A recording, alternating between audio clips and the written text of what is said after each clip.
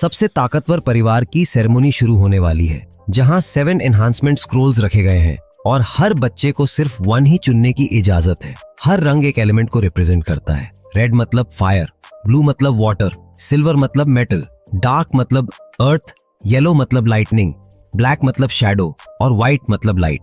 सारे सिबलिंग्स इस गैदरिंग का यूज अपने अचीवमेंट्स दिखाने के लिए करते हैं। कोई बोलता है उसने इविल स्पिरिट्स को खत्म कर दिया, दूसरा प्राउडली कहता है उसने एक लेजेंडरी एंडेड स्वॉर्ड्समैन को अकेले सील कर दिया, और उनकी साइको सिस्टर तो कैजुअली रिवील करती है कि उसने सिर्फ एक डिवाइन आर्टिफैक्ट चुराने के लिए 54 लोगों का काम तमाम कर दिया, जैसे ये कोई नॉर्मल बात हो। उनका पिता, जो फैमिली का पैट्रियार्क है, हर अचीवमेंट पर खुश होकर सर हिलाता है, मानो ये सब डेली रूटीन हो। वहीं सबसे छोटा भाई चुपचाप खड़ा रहता है, क्योंकि उसे फैमिली का सबसे वीक मेंबर माना जाता है। जैसे ही सेरेमनी शुरू होती है, वो सबसे पहले आगे बढ़कर एक स्क्रोल उठा लेता है, और जैसे ही वो करता है पूरा हॉल फ्रीज हो जाता है। सबके चेहरे पर शॉक, ऐसा जैसे किसी ने सिस्टम ही क्रैश कर दिया हो। उस लड़के ने एक हिडन स्क्रोल उठा लिया था, जो सारे 7 एलिमेंट्स को मिलाकर एक ही पावर बना देता है। पैट्रियार्क को यकीन ही नहीं होता और वो तुरंत पूछने लगता है कि उसे किसने हेल्प किया, लेकिन साइको सिस्टर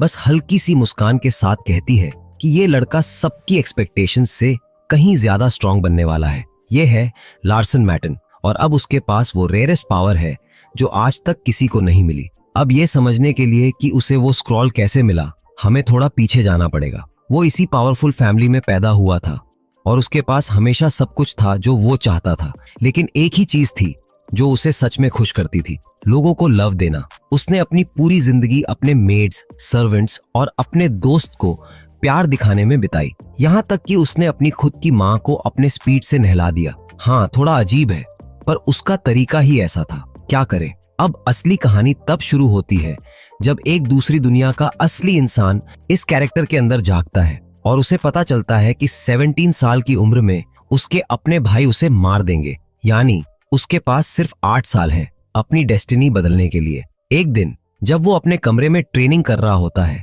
तभी एक सिस्टम एक्टिवेट होता है और उसे डिवाइन आईज नाम की एबिलिटी मिलती है। अब वो अपने आसपास किसी का भी स्टेटस देख सकता है, और यहीं उसे पता चलता है कि उसकी मेड असल में एक हिडन असैसिन है जो कभी भी उसे मार सकती है, खासकर उसके पिछले बिहेवियर की वजह से। अब ऑब्वियसली वो मरना नहीं चाहता, वो भी ऐसे लूजर की तरह तो बिल्कुल नहीं। अगले दिन वो अपने सर्वेंट के साथ, जिसके पास पॉइजन पावर्स हैं, सीधे ट्रेनिंग ग्राउंड पहुंचता है। टावर का एडमिनिस्ट्रेटर उसे देखकर सोचता है कि ये बस एक नॉर्मल विजिट है, लेकिन जैसे ही लड़का बोलता है कि वो ट्रेनिंग के लिए आया है, उस आदमी के होश उड़ जाते हैं, क्योंकि ये सिर्फ 9 साल का बच्चा है और ऑलरेडी इतने हाई लेवल के मॉन्स्टर्स से लड़ना चाहता है। वैसे भी ये एडमिनिस्ट्रेटर पहले लार्सन का पंचिंग बैग रह चुका था, तो उसे लड़के की सेफ्टी से कोई खास फर्क नहीं पड़ा और वो उसे सीधा टेस्ट एरिया में ले जाता है। जंगल के बीच में कई मॉन्स्टर्स उसे घेर लेते हैं, लेकिन एमसी बिना घबराए अपना कॉम्बैट मैजिक एक्टिवेट करता है और उन मॉन्स्टर्स को आसानी से खत्म कर देता है, जो उसकी उम्र के लिए सपोजिडली बहुत टफ थे। एडमिनिस्ट्रेटर नोआ, जो पहले की इंसल्ट का बदला लेना चाहता था, अब पूरी तरह से शॉक में खड़ा रह जाता है। उसे समझ ही नहीं आता कि इतना छोटा बच्चा इतना पावरफुल कैसे हो सकता है। तभी बॉस मॉन्स्टर सामने आता है और नोआ को पूरा यकीन हो जाता है कि अब लार्सन का गेम ओवर है, क्योंकि बहुत कम लोग इस बॉस को पार कर पाए हैं। मॉन्स्टर इतनी तेजी से अटैक करता है जैसे कोई स्नाइपर शॉट चला हो, और लार्सन मुश्किल से उस अटैक को डोडज कर पाता है। ये देखकर प्रोटैगोनिस्ट थोड़ा सरप्राइज्ड जरूर हुआ, लेकिन उसके लिए ये कुछ ज्यादा क्रेजी नहीं था। मॉन्स्टर ने उसे ऑफ गार्ड पकड़ने की कोशिश की, पर उसने आराम से खुद को डिफेंड कर लिया, जिससे टावर का बॉस खुद ही हिल गया। तभी लड़का जंप करता है, मॉन्स्टर को पकड़ता है और सिर्फ 1 पंच में उसे टेस्ट एरिया के बाहर उड़ा देता है। ट्रेनिंग ऐसे खत्म होती है जैसे कोई वार्म अप चल रहा हो। सिस्टम तुरंत वार्निंग देता है कि उसका माना पूरी तरह खत्म हो चुका है। वो इतना ड्रेन हो चुका था कि सर्वेंट तक वापस चलते चलते ही उसकी हालत खराब हो गई और वो कोलैप्स हो गया, जैसे बैटरी कंप्लीटली डेड हो गई हो। बाद में घर पे अपने कमरे में वो आराम से चॉकलेट खा रहा होता है, जो उसका मेन माना सोर्स है। हाँ, यहाँ चॉकलेट लिटरली फ्यूल है। तभी उसका बड़ा भाई कार्ल्टन आता है उसे फिर से इंसल्ट करने के लिए और कहता है कि जमीन पर गिरकर कीड़े की तरह क्रॉल करो, लेकिन उसे क्या पता ये वही पुराना वीक लार्सन नहीं है। पहली बार वो अटैक को डॉज कर देता है। कार्ल्टन को यकीन नहीं होता, फिर वो गुस्से में आकर अपने मैजिक सर्कल्स एक्टिवेट करता है। तभी एमसी अपनी टाइम स्लोइंग एबिलिटी यूज करता है, उसके पीछे पहुंचता है और पेट में ऐसा जोरदार पंच मारता है कि उसके भाई का माना अंदर से एक्सप्लोड हो जाता है। पहली बार कार्ल्टन को पता चलता है कि उसका खून भी रेड है। ये खबर पूरे मैंशन में आग की तरह फैल जाती है और किसी को यकीन नहीं होता कि लार्सन ऐसा कर सकता है। अब उसका स्ट्रॉन्ग बनने का जुनून और भी बढ़ जाता है। अपने 10वें बर्थडे पर वो मैजिक लाइब्रेरी जाता है मनी कंट्रोल सीखने के लिए, जहां उसकी मुलाकात लाइब्रेरियन ईवी से होती है। सिस्टम रिवील करता है कि वो एक वांटेड विच है जो पूरे कैसल को फ्रीज करने की ताकत रखती है और बिना चंट किए मैजिक यूज कर सकती है, जो सिर्फ टॉप लेवल मैजेस ही कर पाते हैं। मैजिक कंट्रोल सीखने के लिए वो एक बेसिक बुक मांगता है, लेकिन पढ़ने पर उसे कुछ भी समझ नहीं आता, जैसे किसी ने एल्जेब्रा को एलियन लैंग्वेज में लिख दिया हो। तब वो अपनी डिवाइन आइज एबिलिटी यूज करता है और धीरे धीरे चीजें समझने लगता है, लेकिन फिर से उसका माना खत्म हो जाता है। मैंशन में चलते हुए उसकी नजर अपनी माँ पर पड़ती है, वही औरत जिसे उसने पूरी जिंदगी खराब तरीके से ट्रीट किया था। इस बार वो रुकता है, बैठता है और अपने दिल की सारी बातें बताने का फैसला करता है। जब वो उसकी आंखों में देखता है तो वो पूरी तरह खाली होती है, जैसे अंदर कुछ बचा ही नहीं हो। फिर भी वो उससे माफी मांगता है, कहता है कि वो अब पहले जैसा इंसान नहीं रहा। उसकी माँ बस चुपचाप सिर झुकाती है और उठकर चली जाती है, ये कहकर कि उसे काम पर वापस जाना है। बाहर निकलते ही वो खुद समझ नहीं पाती कि उसकी आंखों में आंसू क्यों हैं, जबकि आज का दिन तो खुश होने वाला था। आखिरकार पहली बार लार्सन ने उसे मदर कहा था। प्रोटैगोनिस्ट उससे रिक्वेस्ट करता है कि वो रोज उसे 1 आवर दे और साथ बैठकर चेल्प्स माउंटेन्स की कैरोटीन टी पिए। वो मान जाती है और आगे बढ़ जाती है। ये कोई आम टी नहीं थी, इसमें इतना पोटेंशियल था कि अगर 1 मंथ तक लगातार पी जाए तो ब्लू डॉट जैसी बीमारी भी ठीक हो सकती थी। चाहे वो उसे बिना शादी के पैदा हुआ हो, फिर भी लार्सन ये मानता है कि वो उसकी माँ है, वही इंसान जिसने कभी इस छोटे से शरारती लड़के का साथ नहीं छोड़ा। प्रोटैगोनिस्ट की अपनी माँ के लिए बस एक ही विश थी कि वो हमेशा हेल्दी रहे। जब वो अपनी रेजिडेंस पर पहुंची, लेडी सोसो को यकीन ही नहीं हो रहा था कि ये सब सच है, लेकिन आज जो हो रहा था वो पूरी तरह रियल था। जैसे जैसे 10वें साल की सेरेमोनी पास आ रही थी, उसका बेटा पूरी तरह बदल चुका था, वो भी अच्छे के लिए। लेडी सू को लगने लगा कि शायद उसकी प्रेयर्स आखिरकार सुन ली गई हैं, क्योंकि अब वो रोज अपने बेटे के साथ बैठकर टी पी पाती थी। और भले ही ये वही छोटा बच्चा नहीं था जिसे वो याद करती थी, फिर भी एक माँ होने के नाते वो खुश हुए बिना नहीं रह पाई। तभी एक हल्की सी हवा आई और कैंडल की लौ हिल गई, जैसे ऊपर से कोई जवाब मिला हो। अगली सुबह होते ही लार्सन ने कहा कि उसे हिया से कुछ इंपॉर्टेंट बात करनी है। मेड घबरा गई, उसे लगा उसका सीक्रेट खुल गया है और वो सोचने लगी कि शायद यंग मास्टर अब उससे किसी को असैसिनेट करवाना चाहता है। लेकिन जैसे ही वो मेंटली तैयार हुई, उसे बोला गया कि चॉकलेट लेकर आओ, और वो भी नॉर्मल नहीं, क्वांटिटी भी ज्यादा और क्वालिटी भी टॉप लेवल। मेड थोड़ी डिसअपॉइंटेड हो गई क्योंकि ये तो वही यूजुअल डिमांड थी, लेकिन लड़के ने कहा कि एक और चीज भी चाहिए। उसका दिल फिर से थोड़ा होपफुल हुआ, लेकिन इस बार उसे एक खास बेकरी से स्वीट्स लाने को कहा गया और उसका एक्साइटमेंट फिर से डाउन हो गया। पूरे 60 मिनट्स बाद जब सब कुछ आ गया तो प्रोटैगोनिस्ट खुद शॉक्ड रह गया। उसके सामने 100 चॉकलेट बार्स रखी थी, जिनकी टोटल कीमत 20 मिलियन एक के बराबर थी। उसे एहसास हुआ कि रिच होना कितना कन्वीनियंट है। 1 घंटे के अंदर इतना महंगा चॉकलेट, लग्जरी का असली मतलब अब समझ आ रहा था। फिर उसने बिना टाइम वेस्ट किए अपना अनहेल्थी फीस्ट शुरू कर दिया। इस ब्रांड की कुछ हाई क्वालिटी बार्स थीं, जिनकी कीमत 300,000 ग्रैंड थी और कुछ सस्ती भी थीं। हर एक में अलग अलग अमाउंट का माना था। लूडन बेकरी की स्वीट्स में भी माना मौजूद था, यानी दोनों में कोई कॉमन इंग्रेडिएंट जरूर होगा। ये सोचते ही उसने अपने शैडो को बुलाया और ऑर्डर दिया कि लूडन बेकरी का बेकर तुरंत उसके सामने लाया जाए। आधे घंटे के अंदर ही बेकर उसके कमरे में खड़ा था। बेचारा अंदर ही अंदर पैनिक कर रहा था। उसे लगा शायद उसके स्वीट्स में कुछ गड़बड़ निकल आई है। ऊपर से लार्सन के बारे में जो रूमर्स थे कि उसने मार्शल आर्ट्स फैमिली की इकलौती बेटी को पीट दिया था, वो उसके डर को और बढ़ा रहे थे। अब बेकर के दिमाग में लार्सन एक छोटे से डीमन की तरह बन चुका था, जो कभी भी उसे खत्म कर सकता है। डर के मारे वो मन ही मन प्रेयर्स करने लगा। तभी लार्सन ने साइलेंस तोड़ा और सीधे उसके स्वीट्स के बारे में पूछ लिया। उसने डिमांड किया कि हर इंग्रेडिएंट डिटेल में बताया जाए। बेकर डर के मारे घुटनों पर बैठ गया और माफी मांगने लगा, लेकिन लड़के ने साफ किया कि उसे बस रेसिपी जाननी है, कोई पनिशमेंट नहीं देना। कांपते हुए बेकर ने धीरे धीरे इंग्रेडिएंट्स बताने शुरू किए, शुगर, स्टार्च सिरप और 1000 ईयर हर्ब पाउडर। और ये सुनकर लड़का खुद हैरान रह गया कि इतनी सिंपल रेसिपी से इतना पावरफुल स्वीट बन सकता है। और बस ऐसे ही हमारे हीरो को समझ आ गया कि स्वीट्स और चॉकलेट दोनों में कॉमन इंग्रेडिएंट वही 1000 ईयर हर्ब है। ये जानकर वो काफी खुश हो गया क्योंकि इस हर्ब को खाने से उसे काफी ज्यादा माना मिल सकता था। दूसरी तरफ ट्रेनिंग बिल्डिंग में नोआ इरिटेट हो रहा था क्योंकि लोग बार बार उस छोटे प्रोटैगनिस्ट के बारे में पूछ रहे थे। वो बस इतना ही बता पा रहा था कि लड़के ने सिर्फ अपने मैजिक कॉम्बैट टेक्निक से एक मशरूम मॉन्स्टर को हरा दिया और फिर रिकवरी मैजिक से उसके साइड इफेक्ट्स को ठीक कर लिया। तभी अचानक कोई हॉल में घुसा और उसे रियलिटी में वापस खींच लाया। हीलिंग मेज ने बताया कि सब लोग पागल हो रहे हैं ये सुनकर कि 7th यंग मास्टर ने 6th को हरा दिया। ये सुनते ही नोआ शॉक में आ गया, बल्कि थोड़ा अनॉयड भी हो गया। उसे लगा ये सब प्योर मैडनेस है। उसे समझ ही नहीं आ रहा था कि सिर्फ 9 साल का बच्चा सिर्फ एक मैजिक टेक्निक से इतना स्ट्रॉन्ग कैसे हो गया। हीलिंग मेज ने कहा कि शायद लार्सन 10वें साल की सेरेमनी से पहले अपनी पावर दिखाना चाहता है। जब उसे पता चला कि फाइट पूरी तरह वन साइडेड थी तो नोआ और भी ज्यादा हैरान रह गया।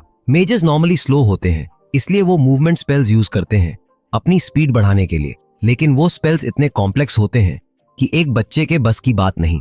नोआ ने समझाया कि अगर कोई सिर्फ मैजिक कॉम्बैट टेक्निक से ही ग्रो करेगा तो एक लिमिट जरूर आएगी। एक पुराने स्टडी के हिसाब से ऐसे बच्चे को एलिमेंटल स्पेल्स सीखने में दिक्कत होगी और वो ग्रैंड एल्डर्स के लेवल तक नहीं पहुंच पाएगा। उसने ये भी कहा कि ये फैसला थोड़ा जल्दबाजी में लिया गया है, लेकिन हीलिंग मेज ने जवाब दिया कि शायद लड़का अभी नाइव है। नोआ बोला कि बात इतनी सिंपल नहीं है, लेकिन उसका कॉलीग हंसते हुए बोला कि वो ज्यादा सोच रहा है। आखिर में दोनों अपकमिंग सेरेमनी का इंतजार करने लगे। उधर हमारा हीरो ऐसे खा रहा था जैसे कोई गोट खुला छोड़ दिया हो, क्योंकि अब वो सीधे 1000 ईयर हर्ब ही खा रहा था। इसमें कैलोरीज जैसी कोई टेंशन नहीं थी क्योंकि उसने पहले ही 10 साल का चॉकलेट खा लिया था। लिटरली उसके शरीर की फैट में सारा मना स्टोर हो चुका था, यानी अब उसे बस अपने कोर से उस फैट को बर्न करना था ताकि एनर्जी मिल सके। अपना माना बढ़ाने से वो अपनी डिवाइन आइज को ज्यादा देर तक एक्टिव रख सकता था, जिससे वो जल्दी जल्दी माना कल्टीवेशन सीख रहा था और तेजी से प्रोग्रेस कर रहा था। पूरे 3 डेज की लगातार मेहनत के बाद आखिरकार उसने पहली बुक खत्म कर ली। तभी सिस्टम ने उसे एक सीक्रेट पेज दिखाया और बताया कि ये महान सेज अल्बर्टो की अरेंजमेंट है। अचानक बुक के पेजेस अपने आप हिलने लगे। ग्रेट सेज अल्बर्टो का नाम पढ़कर प्रोटैगनिस्ट और भी क्यूरियस हो गया। अब उसके पास कोई ऑप्शन नहीं था, उसे फिर से लाइब्रेरी जाना ही था, चाहे उसे उस आइस विच का सामना क्यों ना करना पड़े। हालांकि दिल से वो बिल्कुल नहीं चाहता था कि उसे फिर से उस लेडी से इंटरैक्ट करना पड़े, लेकिन नॉलेज के लिए कभी कभी डर को साइड में रखना ही पड़ता है। लेकिन उसे ये बिल्कुल अंदाजा नहीं था कि वो कमरे में अकेला नहीं है। उसकी मेड, जो किसी अजीब वजह से उल्टी लटकी हुई थी, चुपचाप उसे देख रही थी। थोड़ी देर बाद स्टारलाइट लाइब्रेरी में जब प्रोटैगनिस्ट लाइब्रेरियन को ढूंढ रहा था तो उसे लगा कि आज ये जगह थोड़ी ज्यादा वार्म है। तभी अचानक एवियन उसके बिल्कुल पीछे आकर खड़ी हो गई। लार्सन ने वो बुक वापस कर दी जिसे उसने सिर्फ 3 डेज में खत्म कर लिया था। अचानक लाइब्रेरियन ने बुक पर से धूल हटाई और वो अपने आप मैजिक से वापस अपनी जगह पर चली गई। ये देखकर लड़के को समझ आ गया कि ये लेडी कोई मजाक नहीं है, क्योंकि वो बिना इनकेंटेशन के मैजिक यूज कर सकती है। फिर लार्सन ने पोलाइटली पूछा कि क्या ग्रेट सेज अल्बर्टो की 77वीं बुक यहाँ है। लाइब्रेरियन ने कहा कि हाँ, वो बुक यहाँ मौजूद है, लेकिन एवियन ने यह भी बताया कि उस बुक को B क्लास में रखा गया है क्योंकि उसमें ज्यादातर बेकार और समझ ना आने वाली बातें लिखी हैं। फिर भी लड़के ने वही बुक मांग ली। तभी अचानक आइस विच की नाक को कुछ स्मेल आया और वो अचानक उस छोटे लड़के को सूंघने लगी। प्रोटैगनिस्ट, जो अंदर से एक ग्रोन आदमी था लेकिन बॉडी 9 साल के बच्चे की थी, पैनिक करने लगा और अजीब अजीब बातें सोचने लगा, जैसे वो किसी खतरनाक प्रेडेटर के सामने खड़ा हो। लेकिन लाइब्रेरियन ने बताया कि उसके शरीर से स्वीट स्मेल आ रही है। तब जाकर लड़के ने राहत की सांस ली और समझ गया कि वो चॉकलेट की स्मेल की बात कर रही है। उसने ऑफर किया कि वो चॉकलेट ले सकती है। पहले तो उसने मना किया, लेकिन जैसे ही उसने हल्का सा इंसिस्ट किया, उसने तुरंत एक्सेप्ट कर लिया। ये देखकर लड़का सोचने लगा कि इतनी पावरफुल आइस विच ऐसा बिहेव कर रही है, कहीं सिस्टम में कोई ग्लिच तो नहीं है। अब बुक लेकर वो वहां से निकलने लगा और सोचने लगा कि अगर वो एवियन की तारीफ करे तो उसका रिएक्शन कैसा होगा। जाते जाते उसने उसे इनवाइट भी कर दिया कि अगर उसे और चॉकलेट चाहिए तो वो उसके मैंशन आ सकती है, वो अपनी मेड को बता देगा। लेकिन अंदर से वो बस यही दुआ कर रहा था कि ये आइस विच उससे जितना दूर रहे उतना अच्छा है। उसी दिन बाद में जब वो बुक का 42% पढ़ चुका था, उसकी हेवनली आई आखिरकार काम करना बंद कर देती है। ये बुक उतनी इंटरेस्टिंग नहीं थी जितनी उसने सोची थी, बल्कि ये तो ऐसा लग रहा था जैसे अल्बर्टो खुद की तारीफ करता जा रहा हो। बिल्कुल किसी इन्फ्लुएंसर की तरह, और रीडर को बोल रहा हो कि बेसिक्स सीखो और उसके जैसा बनो। कुछ समय बाद हैम्पटन और हायरा हैरान रह गए जब उन्होंने देखा कि ये छोटा सा लड़का सच में वर्कआउट कर रहा है। हैम्पटन को गर्व महसूस हुआ कि उसका मास्टर अब एक्सरसाइज कर रहा है, लाइब्रेरी में पढ़ रहा है, एन नोआ के बिल्डिंग में ट्रेनिंग भी कर रहा है। तभी असासिन हीरा ने नोटिस किया कि ये कोई नॉर्मल रनिंग नहीं है। अचानक उनके पीछे से किसी ने कहा कि यंग मास्टर अपने बॉडी के फैट में ट्रैप्ड माना को अक्यूमुलेट करने की कोशिश कर रहा है। सर्वेंट्स चौंक गए जब उन्होंने पीछे मुड़कर देखा, क्योंकि वहां एवियन खड़ी थी, और खासकर हीरा शॉक में थी क्योंकि वो उसकी प्रेजेंस तक महसूस नहीं कर पाई। एवियन यहाँ ऑटम मैंशन विजिट करने आई थी और उसने हैम्पटन से कहा कि वो यंग मास्टर को उसके आने के बारे में ना बताए। छोटा लड़का अब इस बात को लेकर क्यूरियस हो गया कि इतनी हाई लेवल लाइब्रेरियन आखिर यहाँ आई क्यों है। शुरू में उसे लगा कि शायद वो यहाँ यंग मास्टर को टेस्ट करने आई है और उसे और पावर देने वाली है, लेकिन फिर उसे याद आया कि लाइब्रेरियंस को न्यूट्रल रहना पड़ता है। जब एवियन ने उसे ऐसे दौड़ते देखा तो उसने कहा कि ये वही छोटा डिलिंक्वेंट नहीं है जिसके बारे में रूमर्स चलते थे। तभी हीरा को याद आया कि यंग मास्टर ने पहले ही कहा था कि अगर लाइब्रेरियन कभी आए तो उसे चॉकलेट देना। मेड ने हैरानी से कहा कि उसे नहीं पता था कि इतनी बड़ी लाइब्रेरियन को स्वीट टूथ है। हीरा थोड़ा अनकंफर्टेबल महसूस कर रही थी। उसे लगा कि इतनी हाई लेवल मैच को सिंपल चॉकलेट्स देना शायद उसे पसंद ना आए, लेकिन उसके शौक के लिए एवियन ने तुरंत वो चॉकलेट्स एक्सेप्ट कर ली। अब जब शैडो और लाइब्रेरियन दोनों यंग मास्टर की ट्रेनिंग पे फोकस कर रहे थे, मेड को ये सब थोड़ा सस्पिशियस लगने लगा और वो सोचने लगी कि प्रोटैगनिस्ट और इस विच के बीच आखिर चल क्या रहा है। ऐसे ही 3 डेज बीत गए। लार्सन ने आखिरकार अल्बर्टो की 77वीं बुक खत्म कर ली और सिस्टम ने उसे बताया कि उसकी हेवनली आई अब इस नॉलेज को अब्सॉर्ब करेगी। हीरो खुद पर प्राउड फील कर रहा था कि उसने आखिर माना कल्टीवेशन सीख लिया। तभी अचानक उसे तेज दर्द होने लगा। एकदम से वो घुटनों पर गिर गया। उसके शरीर में माना बहुत तेजी से फ्लो करने लगा और अगर वो इस फ्लो को समझ नहीं पाया तो सीधा मौत पक्की थी।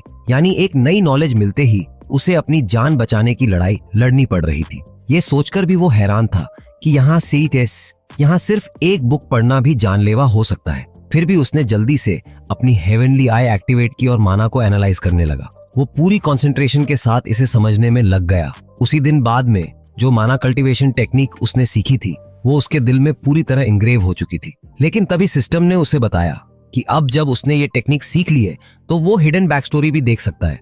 और ऐसे ही एकदम से एक दूसरी दुनिया की बैक स्टोरी उसके सामने खुल गई। अब वो समझ पाएगा कि अनप्रेडिक्टेबिलिटी क्या होती है और साथ ही उस 27 साल की लाइब्रेरियन की कहानी भी जान पाएगा। लेकिन जब उसने देखा कि उसके बायो में लिखा है कि वो चॉकलेट लवर है तो वो खुद कंफ्यूज्ड हो गया। तभी उसे एक पुरानी घटना याद आई जब वो अपने दोस्त के बेटे की बेबी सिटिंग कर रहा था। उस दिन बच्चे ने उसके बैक स्टोरी बुक में स्क्रिबल कर दिया था। तब जाकर उसे समझ आया कि आइस विच चॉकलेट के सामने इतना अजीब बिहेव क्यों करती है। तभी अचानक कुछ अजीब हुआ। एक आवाज आई कि लार्सन चाहे जितना फोकस कर ले कोई फायदा नहीं होगा। अचानक उसके आसपास आग प्रकट हो गई जिससे वो घबरा गया।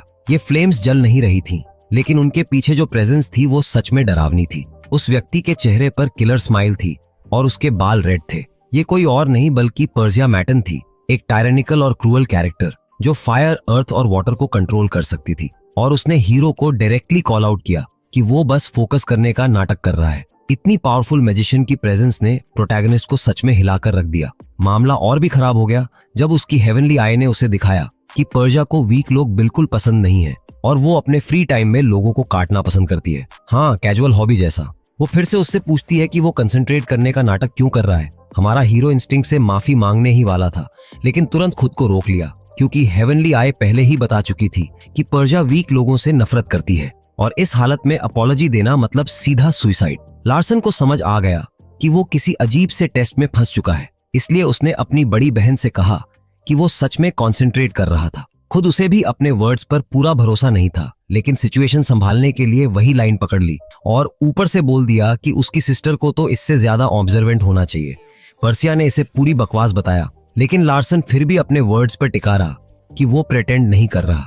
फिर उसने स्मार्ट बनते हुए कहा कि उसकी सिस्टर बस ये देखना चाहती थी कि क्या वो डरकर माफी मांगेगा।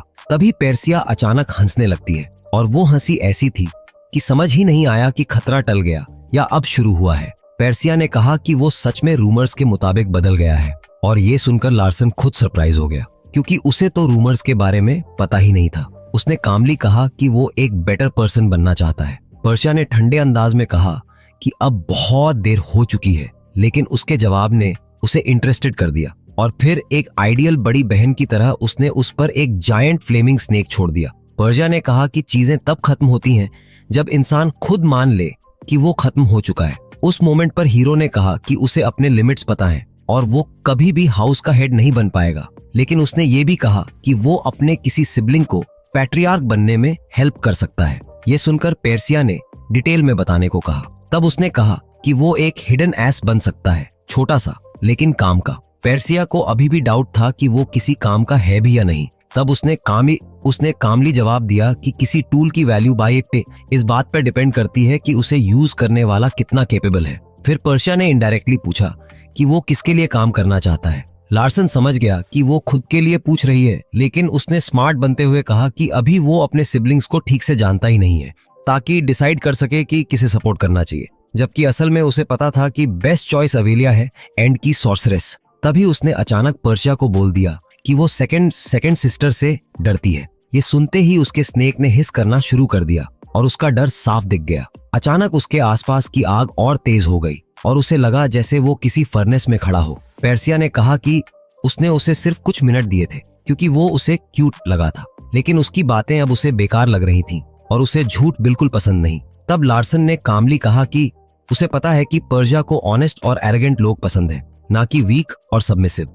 और फिर उसने कहा कि वो ऑनर के आगे झुकेगा, पावर के आगे नहीं। ये सुनते ही उसकी बड़ी बहन ने आखिर उसे छोड़ दिया। जाते जाते लार्सन ने कहा कि उसे माफ कर देना चाहिए क्योंकि इस बार उसने उससे पूरी ईमानदारी से बात की थी।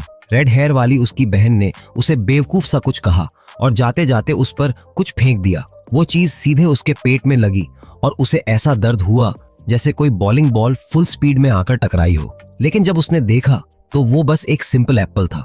मजेदार बात यह थी कि उस एप्पल का इम्पैक्ट इतना जबरदस्त था कि उसे एक डिफेंसिव टेक्निक मिल गई जिसका नाम था आयरन विल। जाते जाते पर्शिया ने कैजुअली कहा कि वो एप्पल खा लेना और ये भी बताया कि उसे ये रास्ते में मिला था जैसे कोई रोड साइड स्नैक हो। लेकिन तभी प्रोटैगनिस्ट को समझ आया कि उसके हाथ में जो है वो कोई नॉर्मल एप्पल नहीं है, बल्कि एक कार्डियन है जो एक बेहद रेयर और महंगा मना एलिक्सर होता है, हाई क्वालिटी वाला। उसे इतनी आसानी से इतना रेयर आइटम मिलने की वजह बस इतनी थी कि वो इस हाउस का सबसे छोटा मेंबर था। लार्सन ने फिर खुद की तुलना कसिन सैड से की, जिसे तो एक सिंपल कार्डियन उठाने के लिए भी मोटिवेट करना पड़ता था, और यहाँ उसे ये कैजुअली थ्रो करके मिल गया। बाद में अपने रूम में पर्शिया ये सोचने लगी कि उसका ये 9 साल का स्कैंडल भाई खुद से फर्स्ट सर्कल तक कैसे पहुंच गया। उसे शक होने लगा कि शायद वो इतने सालों से जो डेलिंक्वेंट एक्ट कर रहा था वो सब फेक था। अब उसे साफ दिखने लगा कि वो लड़का कोई फूल नहीं है, बल्कि ऐसे चालाक लोग ही उसे सेकंड सिस्टर के खिलाफ लड़ाई में काम आ सकते हैं। ऊपर से वो लड़का काफी करेजियस भी था और डर के सामने भी अपने इंटेंशंस छुपाना जानता था। और सबसे इंपॉर्टेंट बात, लार्सन का हाउस का नेक्स्ट हेड बनने का कोई चांस नहीं था। पर्शिया, जिसने अभी अभी सिर्फ अपनी उंगली से एक डेस्क तोड़ दिया था, ये समझ गई कि ये लड़का एक यूजफुल एसेट तो है, लेकिन कभी भी उसके पोजीशन के लिए खतरा नहीं बनेगा। इसलिए उसने सैंडो को बुलाया और उसे कहा कि बाकी सिबलिंग्स को लार्सन के पास आने से रोका जाए और उसके बारे में डिलिंक्वेंट वाली रूमर्स फैलती रहे। फिर उसने कैजुअली सोचा कि क्या उसके छोटे भाई ने उसका दिया हुआ गिफ्ट खाया होगा या नहीं। सैंडो को ऑर्डर मिला कि वो उस पर नजर रखे और ये इंश्योर करे कि वो एप्पल खाकर मर ना जाए। सैंडो ने मजाक में कहा कि पर्शिया को शायद वो पसंद आ गया है। इस पर उसने ठंडे अंदाज में कहा कि अगर वो उसकी किलर के तौर पर पकड़ी गई तो उसके लिए प्रॉब्लम हो जाएगी, और वैसे भी चीजें ज्यादा इंटरेस्टिंग तब होंगी अगर वो एप्पल खाने से मना कर दे। उसके हिसाब से अगर उसका 9 साल का भाई इतना बेवकूफ निकला कि उसका गिफ्ट रिजेक्ट कर दे तो उसे उसके कुछ लिम्ब्स तोड़ने का पूरा हक होगा। उसी रात जब लार्सन उस फ्रूट को एनालाइज कर रहा था, सिस्टम ने उसे बताया कि अगर उसने ज्यादा खा लिया तो वो मर सकता है और उसे किसी मैजिशियन की मदद लेनी पड़ेगी। प्रॉब्लम ये थी कि उसे ये नहीं पता था कि ज्यादा कितना होता है। अब वो सोच में पड़ गया कि आखिर पर्शिया ने उसे ये एप्पल दिया ही क्यों। क्या वो चाहती है कि वो उसका एहसान माने? लेकिन वो ये भी जानता था कि उसकी बहन थोड़ी अजीब है, तो ये भी पॉसिबल है कि उसने बस क्यूरियोसिटी में उसे ये दे दिया हो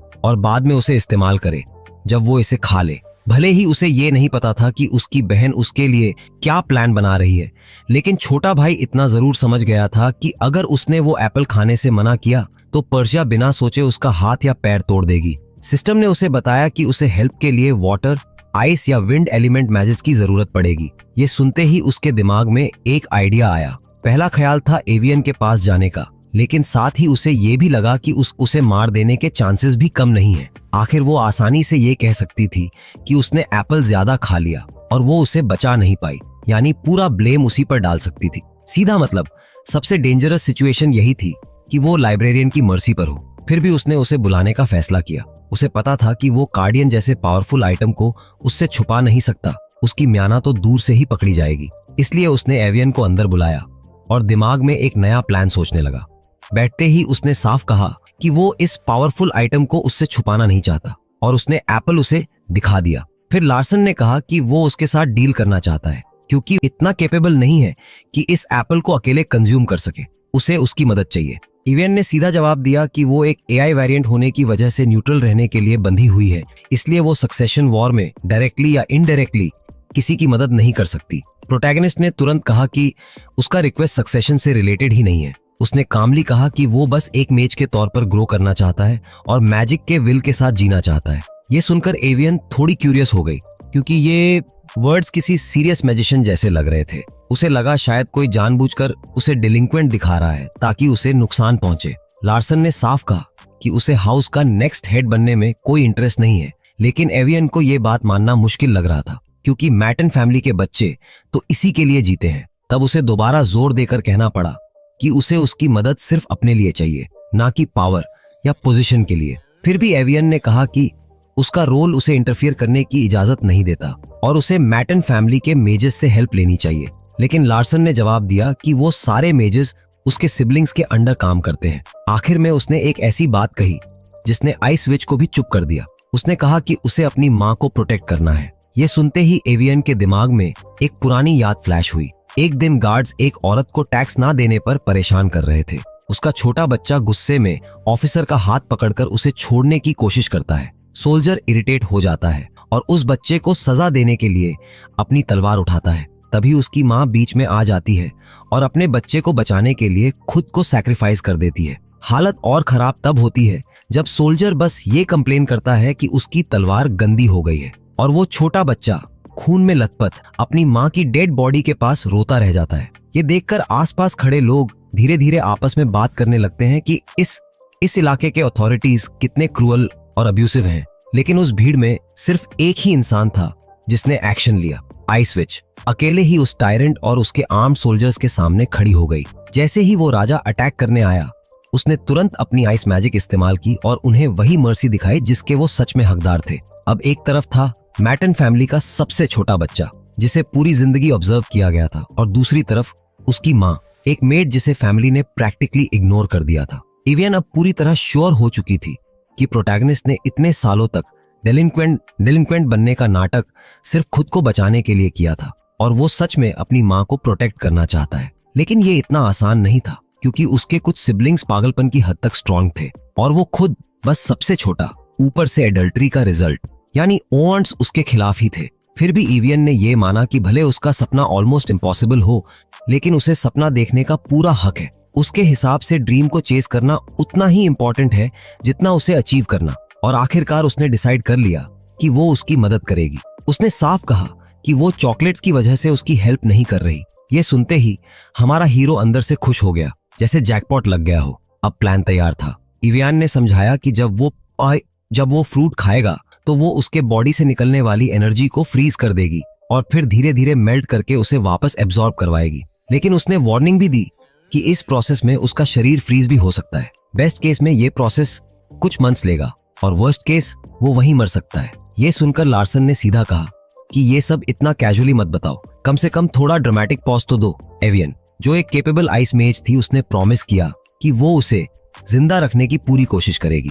एक पल के लिए लार्सन ने सोचा कि क्या उसे ये फ्रूट अभी के लिए छोड़ देना चाहिए, लेकिन फिर उसने रियलाइज किया कि अभी उसके पास सरवाइव करने के चांसेस सबसे ज्यादा हैं। आखिर में उसने इसे एक गैम्बल मान लिया जिसमें फेलियर का चांस कम है और लाइब्रेरियन को आगे बढ़ने को कहा। तभी एवियन ने कैजुअली कहा कि चूंकि वो उसकी सर्विस ले रहा है तो उसे पेमेंट भी करनी होगी और बड़ी सिंप्लिसिटी से उसने 24 चॉकलेट बार्स मांग लिए। कुछ ही देर बाद ये खबर उसकी बड़ी बहन पर्शिया तक पहुंच गई कि उसने एप्पल खा लिया है, वो भी लाइब्रेरियन की मदद से। पर्शिया ने तुरंत समझ लिया कि बात एवियन की हो रही है और उसने हैरानी से कहा कि आखिर लार्सन ने उसका दिल कैसे जीत लिया। मास्क्ड मेडन एवियन की डिटेक्शन मैजिक की वजह से पास तक नहीं आ पाई, इसलिए उसे पता ही नहीं चल पाया कि अंदर क्या हुआ। ये पूरा सिचुएशन पर्जिया के लिए काफी अनएक्सपेक्टेड था। उसने समझाया कि कार्डियन इतना पावरफुल है कि सिर्फ एवियन जैसी स्ट्रॉन्ग मेज ही इस प्रोसेस को सक्सेसफुल बना सकती है, जिसे लार्सन शायद पहले से लार्वियन के नाम से जानता होगा।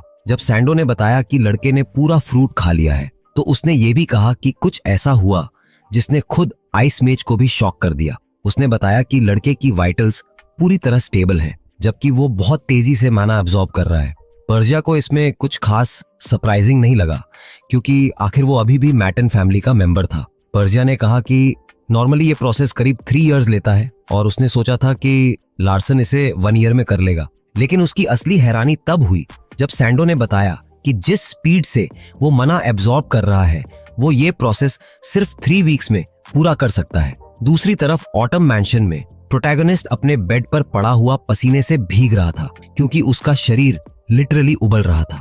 सुबह होते होते कई घंटों तक दौड़ने के बाद भी उसे थकान का नाम नहीं था। तभी रूस्टर की आवाज आई और उसे एहसास हुआ कि वो बिल्कुल टायर्ड नहीं है। अब उसके अंदर इतनी एनर्जी थी कि उसे लग रहा था उसका दिल माना के प्रेशर से एक्सप्लोड हो जाएगा। इसलिए उसने अपने शैडो से कहा कि उसे वाटरफॉल गार्डन ले चले। वहां पहुंचकर उसने क्लाइंबिंग शुरू कर दी। वाटरफॉल पर चढ़ना सिंपल जॉगिंग से कहीं ज्यादा मुश्किल था, लेकिन उसने हैम्पटन को ऑर्डर दिया कि उसे अराउंड 10 किलोग्राम के वेट्स ला कर दे। उसकी इस क्रेजी ट्रेनिंग की वजह से उसकी आयरन विल अपग्रेड होकर एडवांस्ड आयरन विल बन गई, जिससे उसे एक्स्ट्रा प्रोटेक्शन मिला। साथ ही उसकी माना यूटिलाइजेशन भी इवॉल्व होकर प्रोफिशिएंट माना यूटिलाइजेशन बन गई, जिससे उसका शरीर बेहद हल्का महसूस होने लगा। उसी मोमेंट उसने वेट बढ़ाकर 20 केडी कर दिया। 7 दिनों बाद वो 30 किलोग्राम तक पहुंच गया और उसके अगले हफ्ते उसने 50 किलोग्राम तक वेट बढ़ाने को कहा। यह देखकर उसका सर्वेंट थोड़ा वरीड हो गया कि कहीं वो ओवरडू तो नहीं कर रहा, लेकिन लार्सन ने कॉन्फिडेंटली कहा कि सब कंट्रोल में है। सच में नींद कम होने के बावजूद वो एनर्जी से भरा हुआ था, जैसे बैटरी फुल चार्ज हो।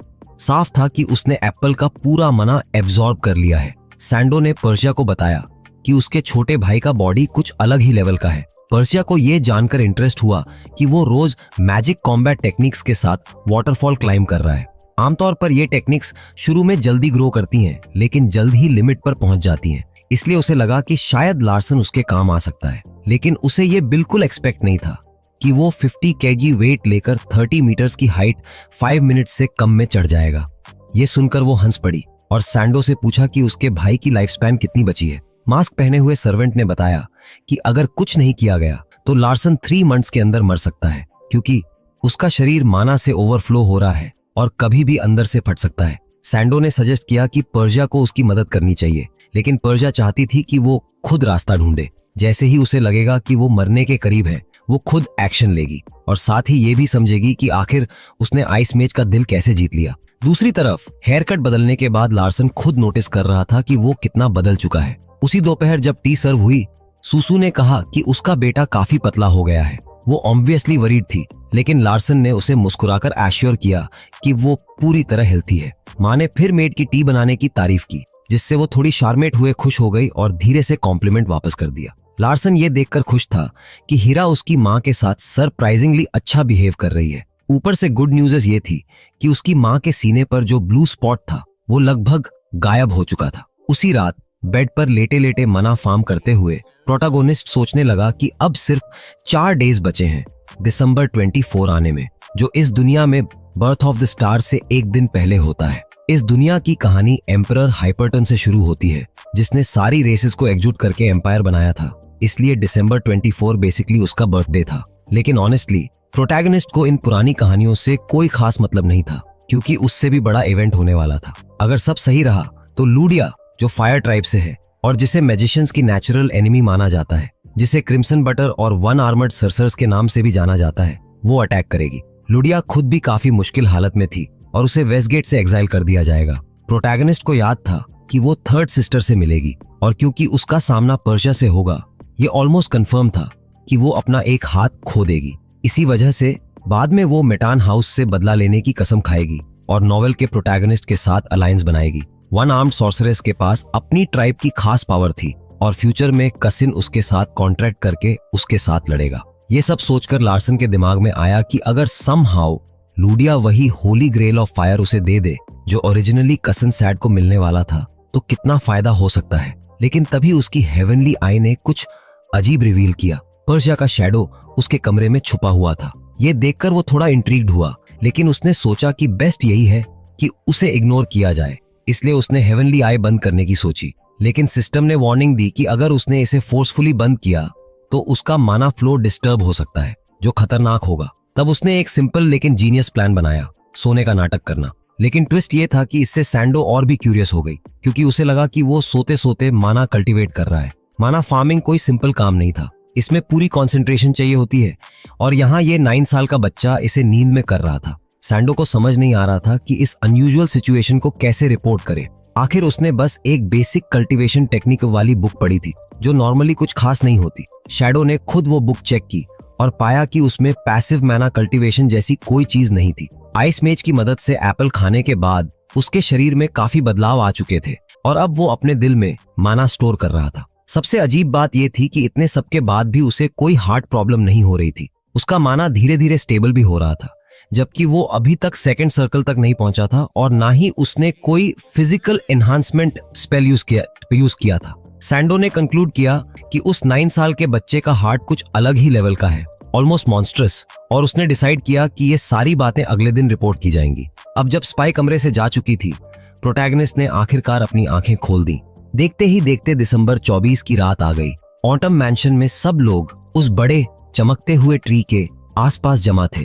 तभी यंग मास्टर ने मेड और शैडो को अपने साथ चलने को कहा। हैम्पटन थोड़ा क्यूरियस था कि आखिर वो जा कहां रहे हैं, और शौक तब लगा जब लार्सन उन्हें आउटर वेस्ट गेट की तरफ ले जाने लगा। मैटन फैमिली के वेस्ट में कुल 4 गेट्स थे, और वो सबसे आउटर वाले की तरफ जा रहा था। उसी रात लूडिया यानी क्रिम्सन बुचर और सभी मेजेस की दुश्मन वहां आने वाली थी, और लार्सन उससे मिलने के लिए ऑलमोस्ट डेस्परेट था। लेकिन उसे ये नहीं पता था कि गेट पर ऑलरेडी फाइट शुरू हो चुकी है। जब उसने एक छोटी लड़की को फ्लेम्स के साथ रैम्पेज करते देखा तो उसे अफसोस हुआ कि वो पहले क्यों नहीं आया। सर्वेंट्स अभी भी कंफ्यूज थे कि ये सब हो क्या रहा है। हैम्पटन, जो ढेर सारा पैरालाइजिंग पॉइजन लेकर आया था, उसने पूछा कि क्या वो 6th यंग मास्टर के रेसिडेंस जा रहे हैं, लेकिन लार्सन ने साफ मना कर दिया। जब हैम्पटन ने पूछा कि क्या वो अपसेट है, तो छोटा लड़का थोड़ा घबरा गया और कुछ सही जवाब ही नहीं दे पाया। उधर गेट पर लूडिया पूरी तरह अनकंट्रोलेबल थी। हेवनली आई ने उसे सिंपल माइंडेड बताया, और ये सुनकर प्रोटैगनिस्ट को फिर से रिग्रेट हुआ कि उसने ये कहानी लिखी ही क्यों थी। फिर भी उसे यकीन था कि वो पॉइजन के लिए वल्नरेबल होगी, इसलिए उसने हैम्पटन को सिग्नल दिया। प्लान सिंपल था, पॉइजन यूज करके उसे पैरालाइज करना। हैम्पटन ने तुरंत अपना पॉइजन फेंका और कुछ ही पलों में वो पाउडर फैल गया। लूडिया धीरे धीरे रुक गई, पैरालाइज्ड हो गई और फिर बेहोश होकर गिर पड़ी। लार्सन तुरंत सिचुएशन संभालने के लिए आगे बढ़ा, लेकिन तभी किसी ने उसे रोक लिया। गेट का गार्ड मेज उसे इंट्रूडर समझ बैठा और उसका नाम पूछने लगा। लार्सन ने इरिटेट होकर उसे डांटा और कहा कि वो अंदर से ही आया है। वो नॉर्मली पोलाइट रहना चाहता था, लेकिन इस बार उसने साफ कह दिया कि इतने गार्ड्स मिलकर भी उस छोटी लड़की को संभाल नहीं पाए। हालांकि सच तो ये था कि लड़की ही उनके लेवल से ऊपर थी। फिर भी उसने डिसाइड किया कि वो उसे अंदर ले जाएगा, लेकिन गेटकीपर फर्मी ने मना कर दिया और फिर से उसका नाम पूछा। इस बार हैम्पटन बीच में आया और उसने उसे मैटन फैमिली का मेंबर और मैजिक पार्ट का ग्रैंड वॉकर बता दिया।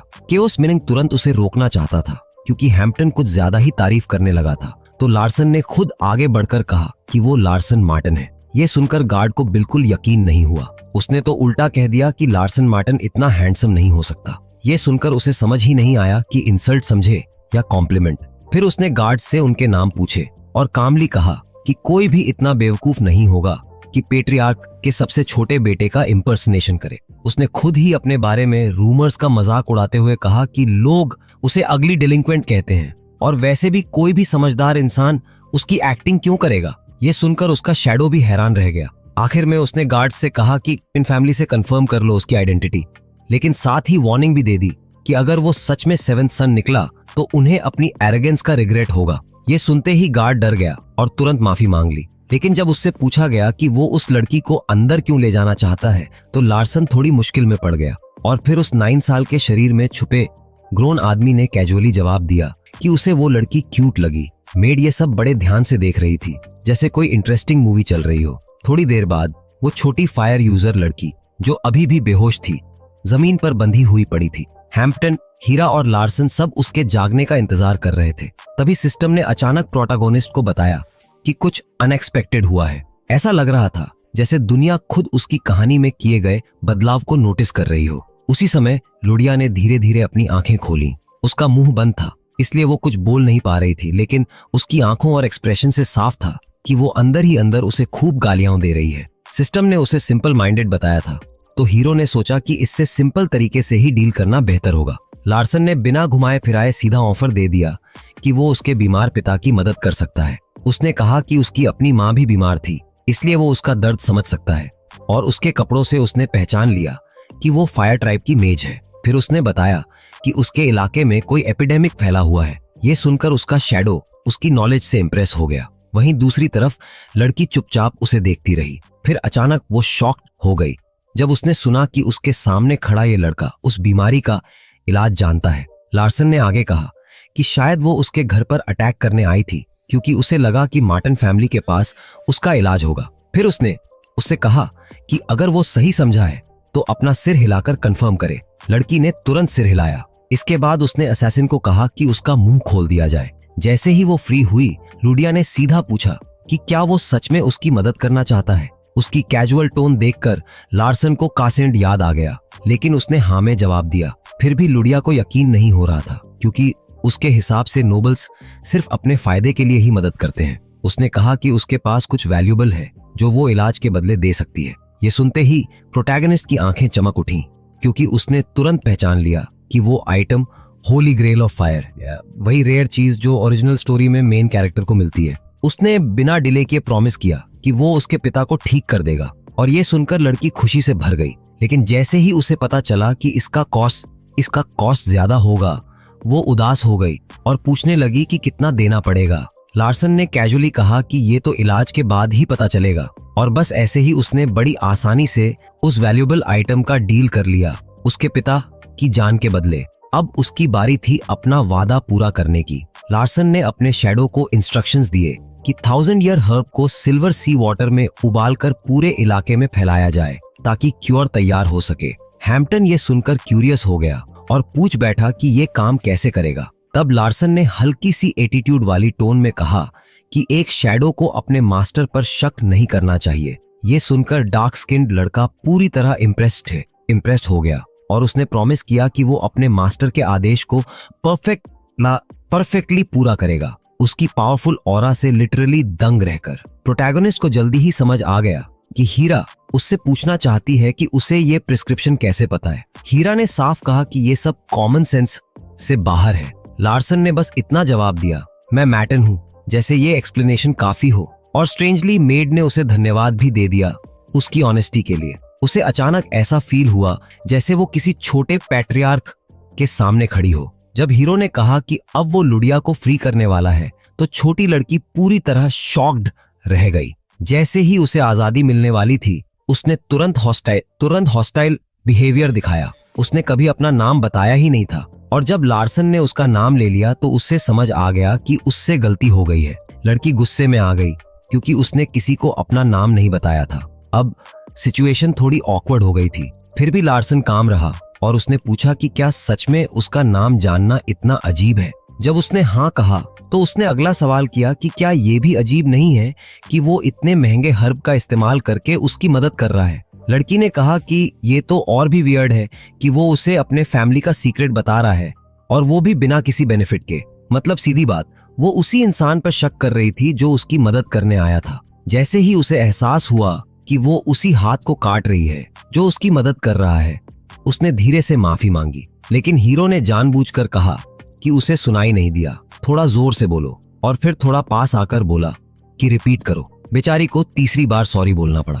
अब लार्सन सैटिस्फाइड था। उसने कामली कहा कि अभी के लिए उसे उसके साथ ही रहना होगा, क्योंकि वो उसे ऐसे ही वापस नहीं भेज सकता, खासकर जब उसने गेट कीपर्स पर अटैक किया है। लुडिया ने बताया कि जब उसने गार्ड्स को अपनी स्टोरी बताई तो उन्होंने उसे गंदा कहकर अंदर आने से मना कर दिया। हंसते हुए बोले कि उन्हें फर्क नहीं पड़ता अगर उसका पिता मर जाए, मैटन फैमिली को कोई रीजन नहीं है इंटरवीन करने का। यह सुनकर उसका गुस्सा पूरी तरह जस्टिफाइड लग रहा था। आखिर में उन गार्ड्स ने इनडायरेक्टली कह दिया था कि जिस पिता से वो इतना प्यार करती है उसे मर जाने दो। ये सुनकर हीरो ने मेज को कहा कि लड़की को खोल दिया जाए। अब जाकर लूडिया ने सोचा कि वो उस इंसान के बारे में पूछे जो उसकी मदद कर रहा है। तब लार्सन ने अपना नाम बताया। ये नाम उसे थोड़ा फेमिलियर लगा और कुछ सेकंड बाद उसे याद आ गया, यही वो इनफेमस डिलिंक्वेंट था। ये सुनकर सर्वेंट्स भी शॉक में आ गए। लूडिया ने कहा कि रूमर्स के हिसाब से वो सबसे गिरा हुआ इंसान है, लेकिन फिर हल्की सी मुस्कान के साथ बोली कि वो सब झूठ है क्योंकि वो क्लियरली एक काइंड इंसान है। और बस इसी के साथ कहानी में एक और अनएक्सपेक्टेड ट्विस्ट जुड़ गया। क्योसम अब सोचने लगा कि क्या वन आर्मर्ड सर्सर्स को हीरो की अली बनाना सही आइडिया है या नहीं, इसलिए उसने फिलहाल बस उसे ऑब्जर्व करने का फैसला किया। उसी रात मैंशन में हैम्पटन ने अपने मास्टर को बताया कि उसने सारे रिक्वायर्ड हर्ब्स इकट्ठा कर लिए हैं और वो तुरंत हाई टेरिटरी के लिए निकलने वाला है। उसके हिसाब से वो 3 दिनों में वहां पहुंच जाएगा। फिर उसने थोड़ा हिम्मत करके अपने मास्टर से पूछ लिया कि वो उस लड़की की मदद क्यों कर रहा है। लार्सन ने कैजुअली जवाब दिया कि कोई खास रीजन नहीं है, बस अगर उसके पास इलाज है और वो किसी बीमार को मरने से बचा सकता है तो उसे मरने देना काफी क्रूअल होगा। उसने ये भी कहा कि काइंडनेस दिखाने से उसका कुछ नुकसान नहीं हो रहा। ये सुनकर हैम्पटन ने उसे धन्यवाद दिया। उसके लिए ये बात बिल्कुल लॉजिकल थी कि मैटन फैमिली जैसे पावरफुल लोग कमजोरों की मदद करेंगे। अब उसके दिमाग में लार्सन की इमेज एक सच्चे लाइट की तरह बन गई जो इस हाउस को और ऊंचाइयों तक ले जाएगा। लेकिन उसे क्या पता, उसका एडमायर्ड मास्टर असल में होली ग्रेल ऑफ फायर पाने के लिए ये सब एक्ट कर रहा है। ऐसे ही 2 डेज गुजर गए। फिर एक दिन मैंशन में हील्स की आवाज गूंजने लगी और मेड्स डर के मारे साइड हो गईं। पर्जिया आ चुकी थी अपने छोटे भाई के नए खिलौने को देखने। थोड़ी देर बाद उसने कुछ नोटिस किया। उसे याद नहीं था कि फैमिली में इतना हैंडसम कोई है। तब हमारे हीरो ने कामली याद दिलाया कि वो उसका छोटा भाई है, 7th यंग मास्टर। पर्सिया फिर से इंट्रिग्ड हो गई क्योंकि ये बेंजामिन ऑफ द फैमिली सच में सरप्राइजेस का बॉक्स निकला। क्योसुंग मिन ने कैजुअली कहा कि वो कुछ छुपा नहीं रहा, सिवाय इसके कि वो इस दुनिया का ऑथर है। पर्शिया ने आगे बढ़कर उसका चेहरा पकड़ लिया और उसकी लुक्स की तारीफ करने लगी। उसे क्यूट और हैंडसम बताया। उस मोमेंट पर उस 9 साल के बच्चे को सच में लगा कि उसका दिल रुक जाएगा और उसका एडवांस्ड आयरन विल अपने आप एक्टिवेट हो गया।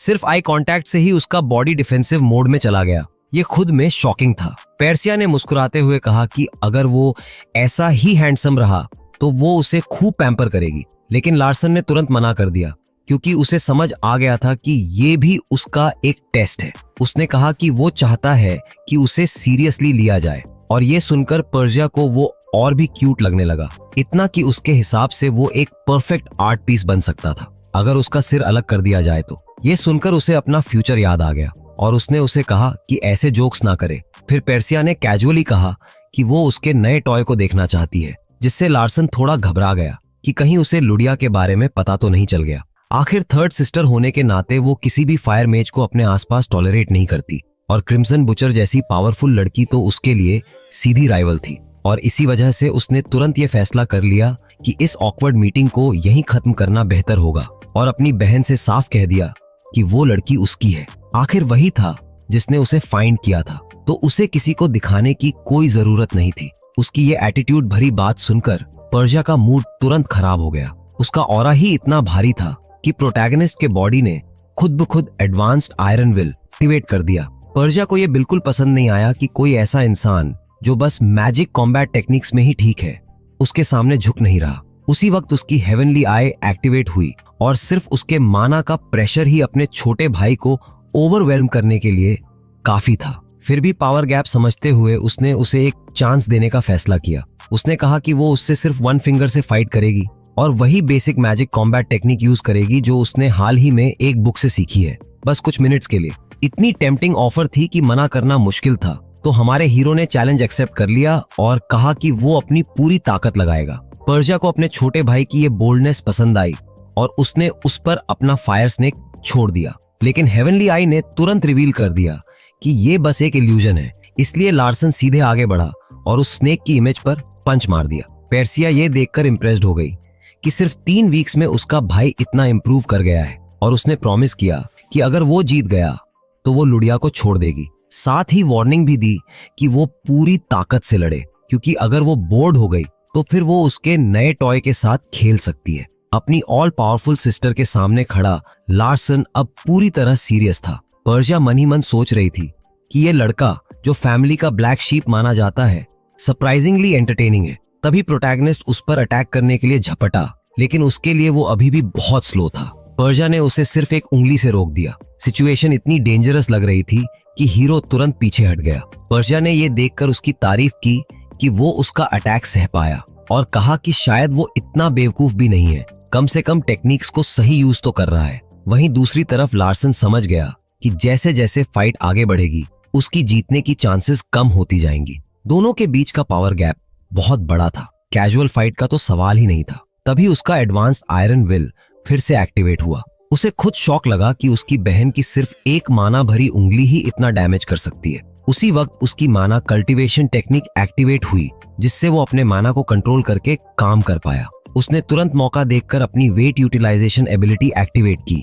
इस बार उसने सीधा अपनी बड़ी बहन के लेग को टारगेट किया, तेजी से पकड़ लिया और बैलेंस बिगाड़ दिया। फिर बिना टाइम वेस्ट किए उसने उसे ट्रिप कर दिया और इससे पहले कि पर्शिया समझ पाती क्या हुआ, वो सीधा जमीन पर गिर चुकी थी। उस पल हमारे हीरो ने अपनी सारी माना मुट्ठी में इकट्ठा की और एक जोरदार वार करने की कोशिश की, लेकिन जैसे ही खून चारों तरफ छिटक गया वो खुद शॉक में जम गया। पर्शिया ने खुद को बचाने के लिए ऐसा सेल्फ डिफेंस मैजिक इस्तेमाल किया था जिसने उसकी हाथ की हर हड्डी तोड़ दी। उसने तुरंत समझ लिया था कि उसका भाई इसी मौके का इंतजार कर रहा था।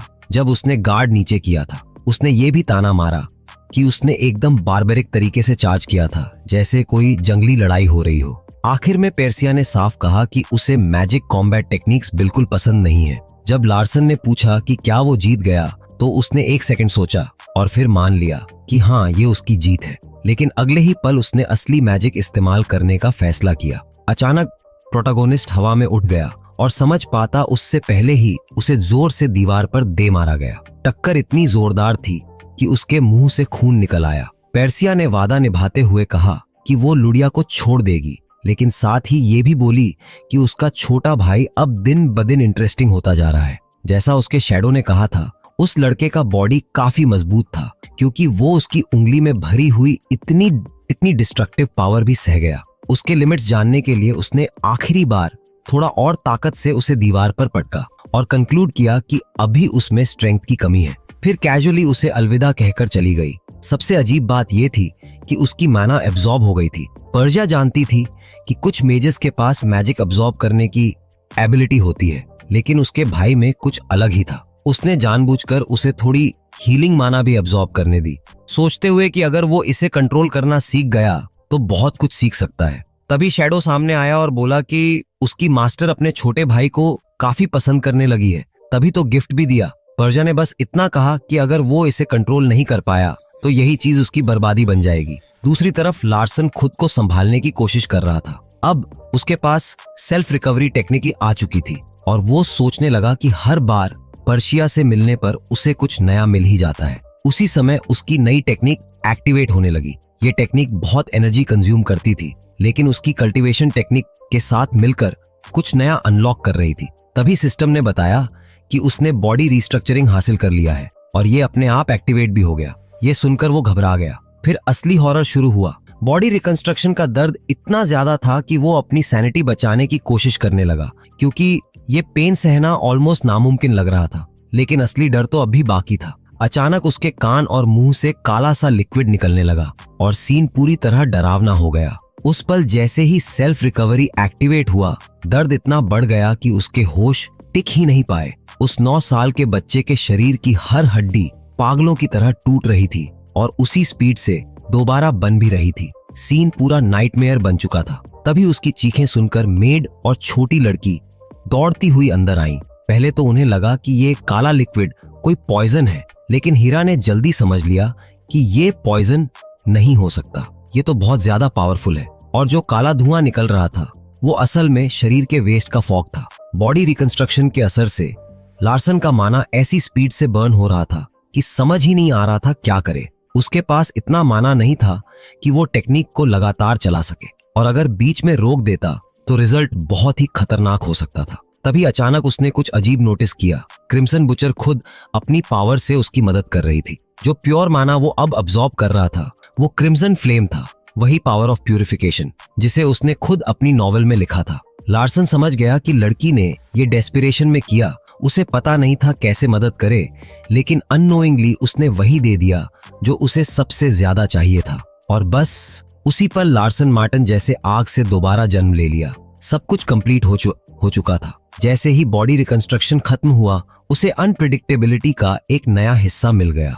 दोनों लड़कियां जो देख रही थीं, वो समझ ही नहीं पा रही थीं कि अभी क्या हुआ। लार्सन के अंदर छिपा हुआ एट्रीब्यूट हेवनली बॉडी जाग गया था और अब उसके पास अपनी मैजिक कॉम्बैट टेक्निक्स को और भी ज्यादा एनहांस करने की पोटेंशियल आ गई थी। इस तरह एक नया अपग्रेडेड लार्सन सामने आया। अब उसके पास हेवनली बॉडी था, वही रेयर एबिलिटी जो उसकी कहानी के ओरिजिनल हीरो को जन्म से मिली थी। और अगर ये एबिलिटी सोर्ड गॉड के साथ कंबाइन हो जाए तो यूजर को सोर्ड एम्परर जैसी पावर मिल सकती है, जैसे स्टोरी की शुरुआत में कसिन सादी को मिली थी। उस समय आधा नग्न खड़ा लार्सन ये सोच रहा था कि वो बार बार वही एबिलिटीज क्यों कलेक्ट कर रहा है जो उसने खुद अपने नॉवेल के हीरो के लिए बनाई थी। उसने तुरंत डिसाइड किया कि उसे हर हालत में अपनी पावर्स छुपाकर रखनी होंगी। बाद में जब लुडिया को पता चला कि उसके पिता ठीक हो गए हैं तो उसकी खुशी का ठिकाना नहीं रहा। हीरा ने उसे एक लेटर दिया जो लार्सन ने लिखा था, जिसमें बताया गया था कि विलेजर्स की हालत अब बेहतर है और उन्होंने एपिडेमिक को हरा दिया है लार्सन की मदद से। ये पढ़कर लड़की की आंखों से खुशी के आंसू निकल पड़े। केओस सुनुंग मिन, जो खुद भी खुश था कि उसने मदद की, अब उस लड़की को देख रहा था जो उसका एहसान चुकाना चाहती थी। आखिर उसने उसके गांव और उसके पिता दोनों को बचाया था, इसलिए लुडिया ने खुद को उसके पर्सनल कॉन्ट्रैक्टर ऑफ फायर के रूप में ऑफर कर दिया। ये वही स्पेशल कॉन्ट्रैक्ट था जो ओरिजिनल स्टोरी में उसने कासांगसा के साथ किया था। फायर कॉन्ट्रैक्ट ट्राइब के लिए सबसे बड़ा वादा होता है। इसमें वो अपनी लॉयल्टी और अपनी पूरी पावर उस इंसान को सौंप देते हैं जिसके साथ वो कॉन्ट्रैक्ट करते हैं। लार्सन को तुरंत समझ आ गया कि ये कॉन्ट्रैक्ट कहानी के मेन इवेंट्स को काफी बदल देगा, क्योंकि इसका मतलब था कि ओरिजिनल हीरो को उसका एक पावरफुल एलाई नहीं मिलेगा। लेकिन सच कहें तो उसे इसकी जरा भी परवाह नहीं थी। उसे बस अपनी सेफ्टी चाहिए थी और 17 की उम्र तक कैसिन से दूर रहना था। इसीलिए जब उसने शांत तरीके से लुडिया का ऑफर एक्सेप्ट किया तो लड़की के चेहरे पर एक खुश मुस्कान आ गई। फिर डेनुडिया ने ओथ शुरू किया। लार्सन ये सब देखकर थोड़ा कंफ्यूज था, क्योंकि वो पहली बार कॉन्ट्रैक्ट ऑफ फायर को सामने होते देख रहा था। तभी अचानक उसकी हेवनली आई एक्टिवेट हो गई और उसने कॉन्ट्रैक्ट को एनालाइज करना शुरू कर दिया। उसने रिवील किया कि कॉन्ट्रैक्टर बनने पर उसे बजर्क रिस्ट्रेंट की अथॉरिटी मिलेगी। ओरिजिनल स्टोरी में लुडिया को सिंपल माइंडेड लिखा गया था और गुस्से में वो खतरनाक रैम्पेज पर चली जाती। ये सुनते ही लार्सन डर गया, क्योंकि अगर उसने ये पावर इस्तेमाल की तो उसका मतलब हो सकता था उस छोटी लड़की की मौत। ये समझते ही उसने तुरंत लुडिया को ओथ पूरा करने से रोक दिया। लड़की थोड़ा कंफ्यूज्ड हो गई, क्योंकि उसके पिता हमेशा उसे ये ओथ लेने के लिए इनकरेज करते थे। तब लार्सन ने उससे इसके बेनिफिट्स पूछे। अब मजेदार बात ये थी कि लुडिया खुद ही स्ट्रगल करने लगी ये याद करने में कि उसके लाइफ के सबसे इंपॉर्टेंट प्रॉमिस के फायदे क्या हैं। थोड़ा फनी भी था, थोड़ा दुखद भी। तब लार्सन ने खुद समझाया कि कॉन्ट्रैक्ट पूरा होने के बाद उसे अपनी जान भी उसके लिए देनी पड़ सकती है, लेकिन लुडिया को इसमें कोई प्रॉब्लम ही नहीं दिखी। उसके हिसाब से उसके लिए मरना तो ऑसम था। यह सुनकर लार्सन का दिमाग घूम गया। उसने समझाया कि अगर वो कभी अनकंट्रोलेबल रैम्पेज में चली गई तो कॉन्ट्रैक्टर होने के नाते उसे रोकने का एक ही तरीका होगा, उसे मारना। लेकिन लुडिया ने फिर भी कैजुअली कहा कि उसके लिए मरना उसे मार्टर बना देगा। अब लार्सन को पूरी तरह समझ आ गया कि वो एक इनोसेंट लेकिन थोड़ी काफी ज्यादा सिंपल दिमाग वाली लड़की से डील कर रहा है। जितना वो उसे सुन रहा था उतना उसे लग रहा था कि उसके ब्रेन सेल्स कम हो रहे हैं। आखिर में उसके अंदर का एडल्ट दिमाग जागा और उसने कहा कि वो अभी सिर्फ 9 साल का है और इतना बड़ा कॉन्ट्रैक्ट साइन करने के लिए बहुत छोटा है। लुडिया ने आर्ग्यू किया कि उसके ट्राइब में एज सिर्फ एक नंबर है। तब लार्सन ने उसे याद दिलाया कि वो फायर ट्राइब से नहीं है। पहले तो लड़की को लगा कि वो उसकी काइंडनेस रिजेक्ट कर रहा है, लेकिन उसने जल्दी से क्लेरिफाई किया कि वो बस इस कॉन्ट्रैक्ट को थोड़ा पोस्टपोन करना चाहता है जब तक दोनों थोड़े बड़े नहीं हो जाते। और इस तरह क्रिम्सन बुचर को इंतजार करना पड़ा। कॉन्ट्रैक्ट ऑफ फायर वहीं कैंसिल हो गया। फिर अचानक लुडिया ने अपने पिता की बातों के आधार पर उसकी खूब तारीफ करनी शुरू कर दी। उसने कहा कि कॉन्ट्रैक्ट ऑफ फायर बहुत सेक्रेड होता है, इसलिए सही कॉन्ट्रैक्टर चुनना जरूरी है। उसके पिता के मुताबिक कोई भी उसे कॉन्ट्रैक्टर बनाना चाहेगा क्योंकि वो थोड़ी नाइव है लेकिन सिर्फ एक अच्छा इंसान ही सही वजह से इस कॉन्ट्रैक्ट को ठुकराएगा। तभी उसे एहसास हुआ कि अगर उसे कभी कोई ऐसा इंसान मिले जिस पर वो सच में भरोसा कर सके तो उसे कभी नहीं छोड़ना चाहिए। कुछ समय बाद उस लड़की को चॉकलेट्स से इंट्रोड्यूस कराया गया और जैसे ही उसने अपने पिता को बचाने और उसे खाना खिलाने के लिए यंग मास्टर को धन्यवाद देना शुरू किया, लार्सन ने उसे उसके प्रॉमिस की याद दिला दी। क्रिम्सन बुचर तो लगभग भूल ही गई थी। लार्सन को पूरा यकीन था कि वो वैल्यूएबल आइटम वही होली ग्रेल ऑफ फायर है जिसे उसका ट्राइब प्रोटेक्ट करता है। वो लेजेंडरी आर्टिफैक्ट ड्रैगन माउंटेन में एक पत्थर की कब्र के अंदर छिपा हुआ था जिसे सिर्फ फायर ट्राइब के लोग ही एक्टिवेट कर सकते थे। तब लुडिया ने बताया कि उसके इलाके के पास कोई पावरफुल चीज है। लार्सन ने कैजुअली उसका नाम पूछा, बस कंफर्म करने के लिए। लेकिन जब लड़की ने कहा कि उसे उसका नाम ही नहीं पता तो अंदर से ओंथर साहब पूरी तरह स्टन्ड रह गए। मतलब उन्होंने खुद ही एक टोटल इडियट बना दिया था। अब उसने सोचा कि हेवनली आई का इस्तेमाल करके खुद ही पता लगाना पड़ेगा। पता चला कि ग्रेल ऑफ फायर हर साल फायर फ्लावर वाटर बनाता है जो माइंड और स्पिरिट की सारी इम्प्यूरिटीज साफ कर सकता है। सीधी बात, सर्वाइवल के लिए ये परफेक्ट था। इससे उसे माइंड कंट्रोल और हर तरह के पॉइजन से इम्यूनिटी मिल सकती थी। सिस्टम ने कहा कि ये सब उसकी डेटाबेस के हिसाब से है, लेकिन हमारे हीरो ने इस छोटी डिटेल को फिलहाल इग्नोर किया और तुरंत हाई एंड टेरिटरी जाने का फैसला कर लिया। हीरा ने पूछा कि क्या उसे एस्कॉर्ट बुलाना चाहिए। तभी उसे याद आया नोबल फैमिली के सारे बच्चों को, चाहे वो कितने भी इग्नोर्ड क्यों ना हो, बाहर जाते समय एक गार्डियन मेज साथ रखना जरूरी होता है। अब प्रॉब्लम ये थी कि उसे ऐसा रीजन देना था जिससे शक भी ना हो और काम भी हो जाए। झूठ बोलना ऑप्शन नहीं था क्योंकि उसके पीछे 7th सर्कल मैज निगरानी कर सकता था। ऊपर से सारे एस्कॉर्ट्स पहले ही उसके सिबलिंग्स के लॉयल थे क्योंकि सक्सेशन जीतने के लिए हर किसी को स्ट्रॉन्ग सपोर्टर्स चाहिए होते हैं। लार्सन कुछ देर सोचता रहा कि अपने गोल को सीक्रेट रखे या ओपनली परस्यू करे और ग्रेल खोने का रिस्क ले, और आखिर उसने डिसीजन ले लिया। थोड़ी देर बाद गार्डियन मेज जैफिल को बुलाया गया जो खुद काफी सरप्राइज था। वो आदमी जो 7th यंग मास्टर से नफरत करता था अब उसी का एस्कॉर्ट बनने वाला था। जब लार्सन 6 साल का था तब ओरिजिनल वाले ने उसे सिर्फ एक वॉचडॉग कहा था और उससे झुकने तक को कहा था।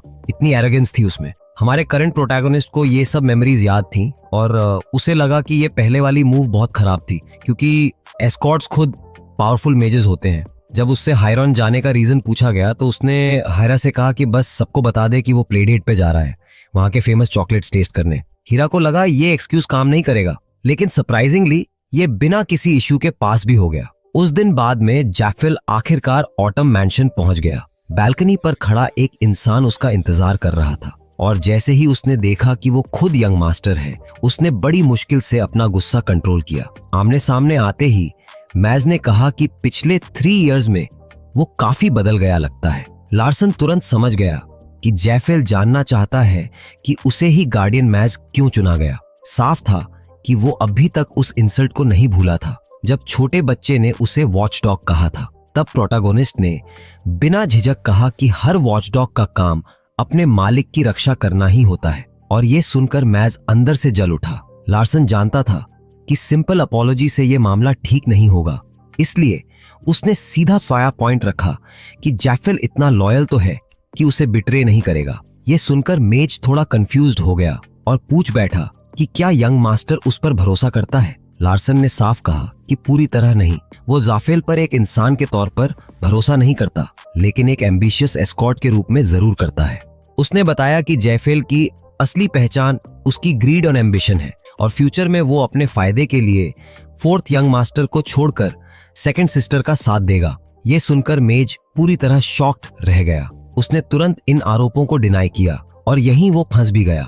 9 साल के इस बच्चे ने फिर कामली कहा कि एक एस्कॉर्ट को अपने मास्टर की रक्षा करने के लिए ज्यादा रीजंस की जरूरत नहीं होती, और उसने अपने फैमिली नेम का इस्तेमाल करके उसे इनडायरेक्टली बांध लिया। जैफिल अब पूरी तरह हैरान था। उसे यकीन ही नहीं हो रहा था कि ये वही पुराना डेलिंक्वेंट लड़का है। उसने रूमर्स भी सुने थे कि उसने 6th यंग मास्टर को हराया और खुद ही 1st सर्कल अवेकन किया, लेकिन असली शौक ये था कि उसके 1st सर्कल में एक नॉर्मल 2nd सर्कल से भी ज्यादा माना था। यहाँ तक कि 2nd सिस्टर के पास भी इतना स्ट्रॉन्ग 1st रिंग नहीं था। ये सब देखकर मेज के मन में शक और बढ़ गया और उसने तय किया कि वो इस लड़के पर नजर रखेगा। कुछ देर बाद सफर के दौरान क्रिम्सन बुचर अपने पिता से मिलने के लिए बहुत एक्साइटेड थी। आखिरकार सब ह्यून पहुंच गए। फायर ट्राइब कभी इतनी पावरफुल थी कि पूरा एंशिएंट कॉन्टिनेंट जीत सकती थी, लेकिन उनके डेटी फीनिक्स के कमजोर पड़ते ही वो जल्दी गिर गए। ये जगह किसी छोटे कंट्री साइड जैसी लग रही थी।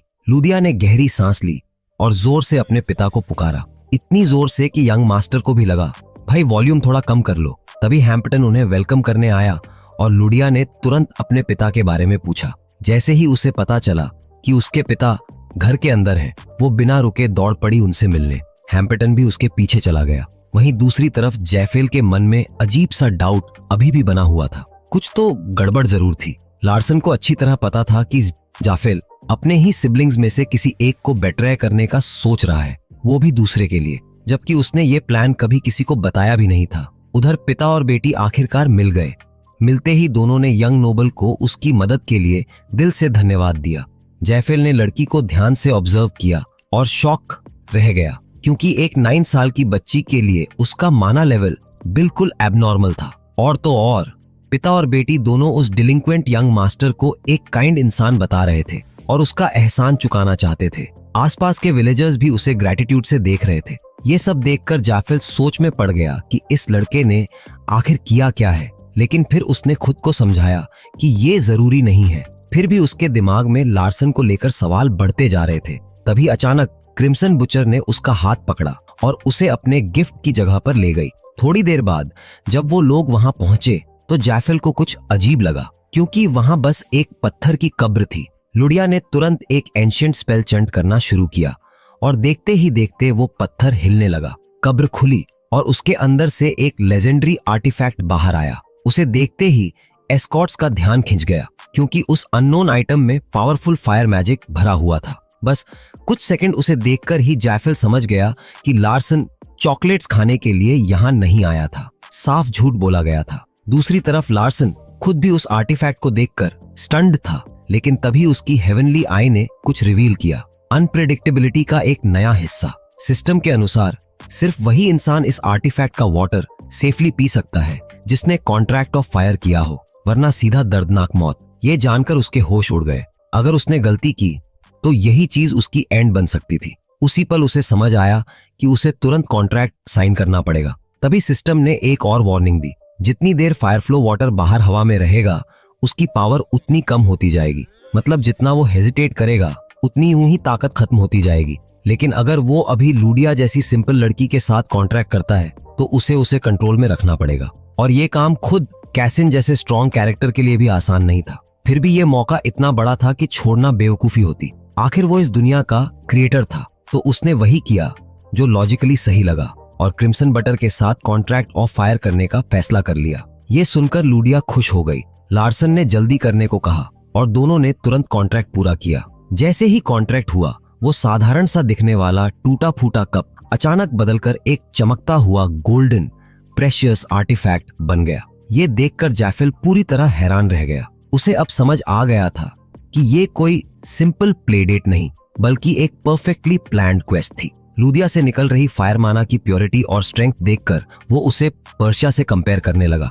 अब उसे पूरा यकीन हो गया था कि लार्सन के बारे में जो कुछ भी वो जानता था वो सब झूठ था। कॉन्ट्रैक्ट ऑफ फायर आखिरकार पूरा हो चुका था और अब हमारा हीरो हमेशा के लिए क्रिम्सन बुचर से जुड़ चुका था, जिससे कहानी में एक और बड़ा ट्विस्ट आ गया। एक पल के लिए उसने अपने शरीर में फायर माना का जबरदस्त सर्ज महसूस किया और फिर वो अचानक गायब हो गया, जैसे आर्टिफैक्ट ने खुद इस कॉन्ट्रैक्ट को विटनेस करके अपनी शक्ति दे दी हो।